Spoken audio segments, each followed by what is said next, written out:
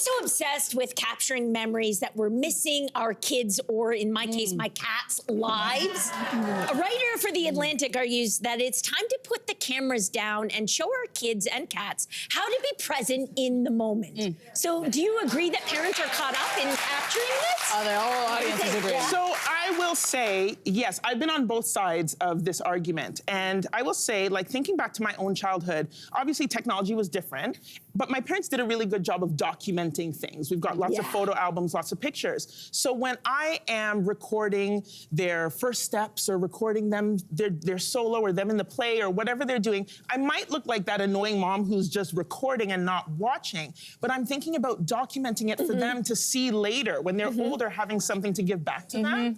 However, I've got two daughters, 10 and 7, and my 7-year-old is extremely cognizant of when she wants the phone and when she doesn't want the phone, meaning when she wants me to have it open, and when she says, "Mommy, put it down. I just want you to look at me." Exactly.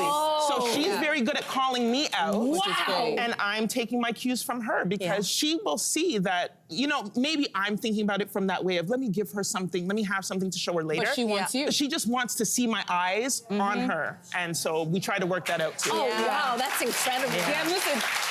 I think this is not just for parents with kids. I think this is for all of us.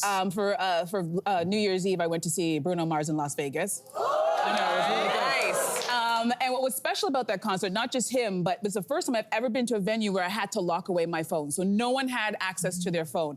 And I realized during this concert where everybody's locked into his performance and we're all dancing and singing, it was the first time in decades I'd been in an event where no one had their phone out. And I found myself just doing this a lot, because I was like, oh my gosh, we're all doing the same thing. And I'm like, after the concert, I'm like, I wish every single event would do the same thing so that we could be in the moment, because I went to see Janet Jackson the night before. I know I'm living a hard life.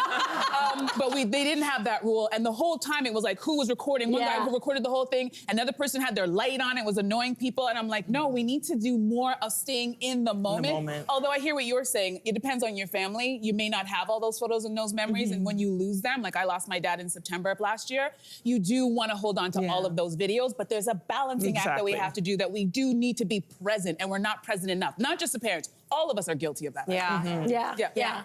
Well, I just was thinking about the not being, and I agree. It's like in order to live life and remember it well, you have to be kind of tapped into all your senses. And the phone makes you really zeroed in on your eyes, right? And you're forgetting about the smells and the tastes and the and like touches, all those things. But I think also one of the things that struck me is that as I go through my phone, and we all have this ability, like the Apple kind of will construct a video of your memories without you asking for it. And on the one hand, it's lovely, and on the other hand, I find myself kind of like living in the past. I'm constantly being reminded of, like, my son doesn't look like this anymore.